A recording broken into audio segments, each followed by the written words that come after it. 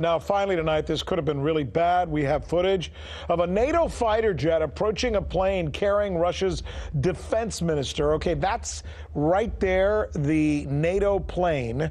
You're looking at it. Defense Minister Sergei Shoigu's plane was approached, and now see that plane coming into the picture right there? That's the Russian fighter jet that's pushing it away.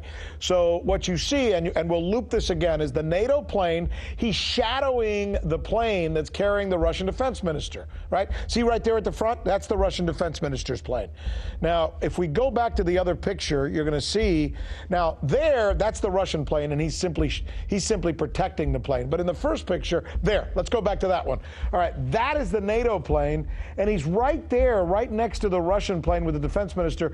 So the Russian fighter jet has to come in and literally shoo him away. It's a remarkable moment. Dangerous world. Tonight, U.S. officials fear what Vladimir Putin has yet to acknowledge, that a deadly explosion late last week in Russia was caused by a nuclear-powered missile. Today, Russian military officials called for the evacuation of the village of Nyonoksa, about 30 miles west of the coastal port area where Thursday's explosion occurred. They said it was because of military drills, but hours later they called off the evacuation, even though independent groups have verified that some radioactive particles have very likely gotten into the air. Tonight, the United States is flexing its military muscles as a powerful and urgent warning to Russia. Our senior international correspondent, Fred Pleitgen, is in Italy for us after getting exclusive access to the mission. Fred, you were on board as U.S. warships deployed to the Mediterranean. Yeah, you're absolutely right, Wolf. And of course, all this comes after the Russians have been beefing up their presence in the Arctic, in the Black Sea, and very much in the Mediterranean Sea as well. And now the U.S. with its own show of force deploying 2 Nimitz-class aircraft carriers. Here's what we saw on board.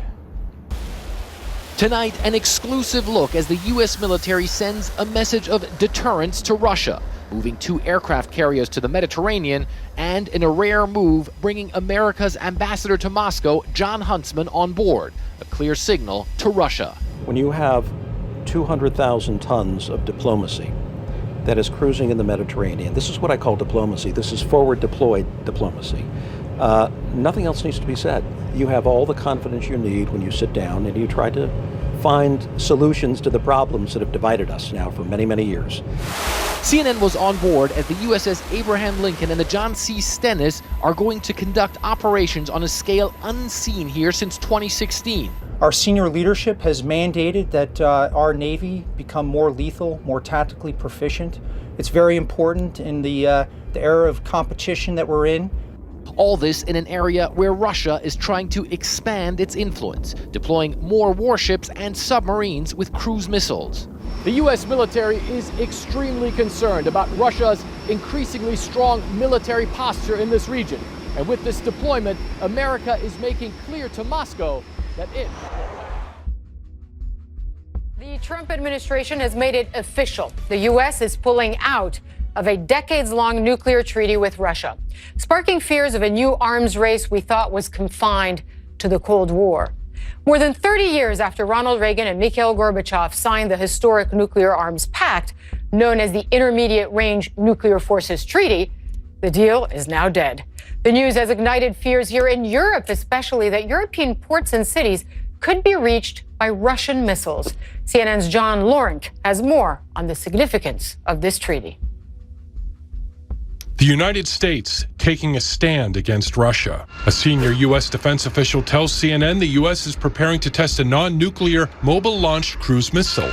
It was developed specifically to challenge Russia in Europe. The move comes as the U.S. exits the Intermediate Range Nuclear Forces Treaty with Moscow. The Arms Control Pact, then Presidents Reagan and Gorbachev signed, placed a limit on building missiles with a range of 500 to 5,500 kilometers. We can no longer be restricted by the treaty while Russia shamelessly violates it. It's one of the few topics where the Trump and Obama administrations see eye to eye. Russia has cheated or is cheating on treaties. I give the Obama administration high marks for calling them out and trying to work this. The U.S. has repeatedly claimed Russia violated the deal, and the defense official says that country has deployed multiple battalions on launch vehicles U.S. intelligence could have trouble tracking. The threat is not American withdrawal from the INF Treaty. The threat is the Russian missiles already deployed. If tensions rise enough to start a war, U.S. officials say Russian targets would include European ports and cities.